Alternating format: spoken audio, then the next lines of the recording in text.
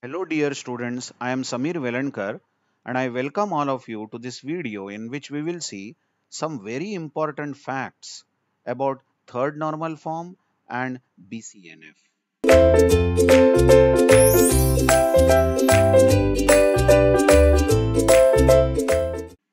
Now the first and the interesting fact here is that decomposition of a table into 3NF is always lossless and FD preserving. That means if we are given some relation R having four attributes A, B, C, D, and imagine that we are asked to decompose this table into third normal form, and we observe that this R is not in third normal form, but we decompose it into R1, maybe R1 has A comma B, and R2, maybe R2 has B, C, D. Then if we say R1 and R2 are in third normal form, that means they do not have any transitive dependencies. Remember, if R1 and R2 are in third normal form, then this decomposition of R into R1 and R2 is lossless and FD preserving.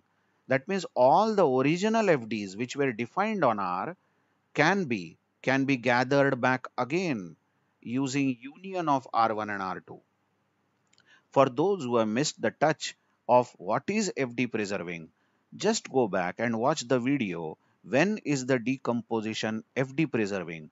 There is a separate video created on the topic FD preserving, and there is a separate topic created on lossless.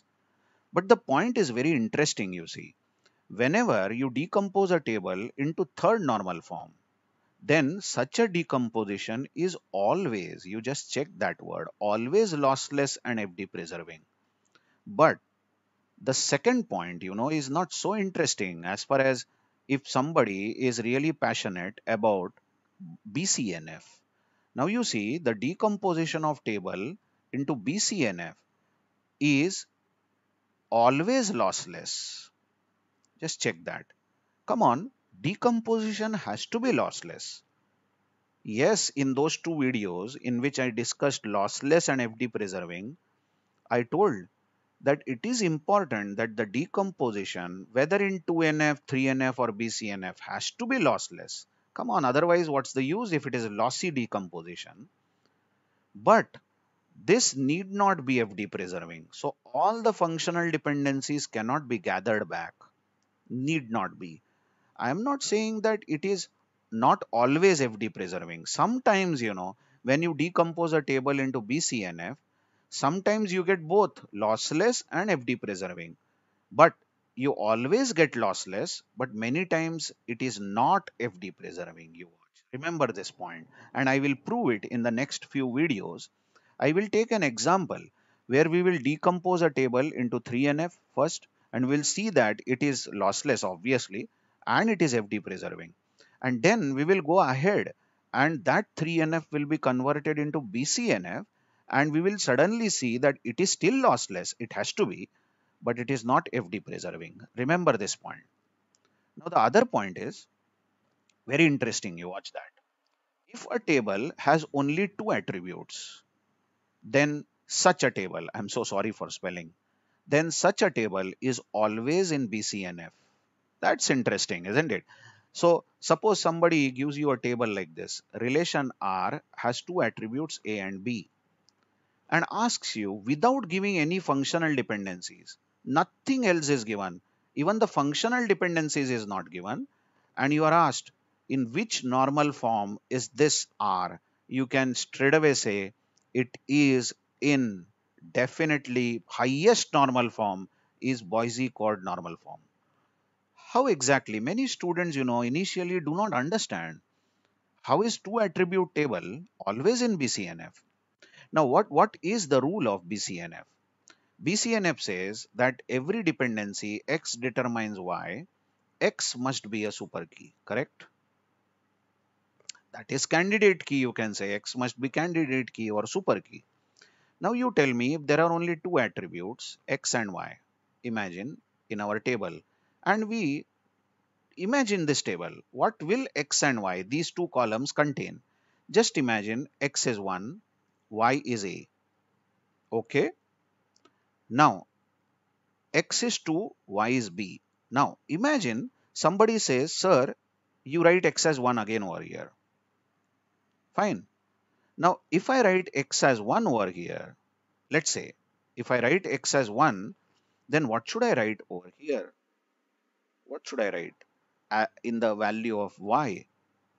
What is that value that I should write here, isn't it? The value of Y that I should write is A, because first time when X was 1, Y was A. Are you sure? So what is the value of Y I should write? Or can I write Y as C? Can I write it as C? What exactly it should be, isn't it? Now watch that. I cannot write 1A. Listen very carefully. I cannot write 1A here. Because if I write 1A, then there already exists a row. Listen carefully. There already exists a complete row which contains 1 and A. And now I am creating one more row which contains 1 and A. Now, by the very definition of DBMS, you cannot have two duplicate tuples. Okay, forget DBMS. Tell me set theory. In set theory, can you have two repeated elements in the set? So if I draw this table like this is a table containing X and Y pair. Yes, I hope you understand. 1 comma A is one of the tuples. 2 comma B is another tuple. And if I say 1 comma A is another tuple, you will say nonsense. How can be 1 comma A again? Come on, this is a set. It can't have repeated tuples or it cannot have repeated elements, isn't it? So what I was asking is that if I write X again as 1 here, X is 1, then can Y be A again? No, Y has to be something different. Otherwise, you will get a duplicate tuple, which is not allowed. Even in set theory, duplicate elements are not allowed, isn't it? What that means is every combination of X and Y should be unique. Listen very carefully. Every combination of X and Y, 1 comma A, 2 comma B, every combination of X and Y should be unique. That means XY determines XY. What a silly FD I have written. But it has to be, isn't it? If there are only two attributes in the table, then obviously the combination of X and Y should be unique. That means who is the candidate key here? XY is the candidate key, isn't it? XY has to be unique. XY cannot be repeated across the two tuples. Combination of X and Y cannot be repeated, isn't it? So XY determines XY. That means XY is a super key. What that means is that if there are two attributes in the table, exactly two attributes in the table, then every row is unique. Every row is unique.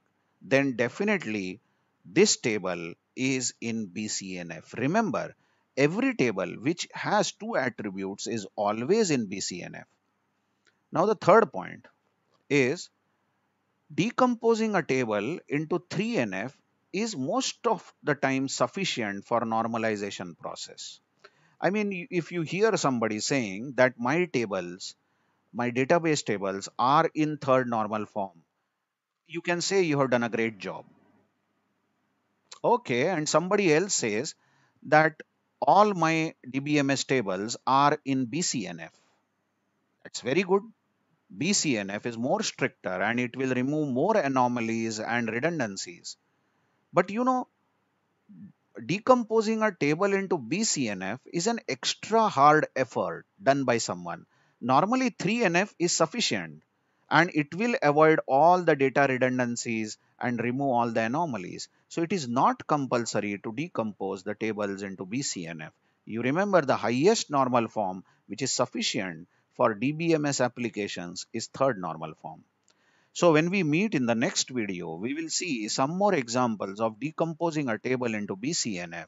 And we will also see very important first point that I raised over here. The point I raised over here is decomposition into 3NF is always lossless and FD preserving. We'll prove this. But BCNF is always lossless but need not be FD preserving. Check this. These 2 points are yet to be proved. Okay, let's meet in the next video with more exercises. Thank you very much.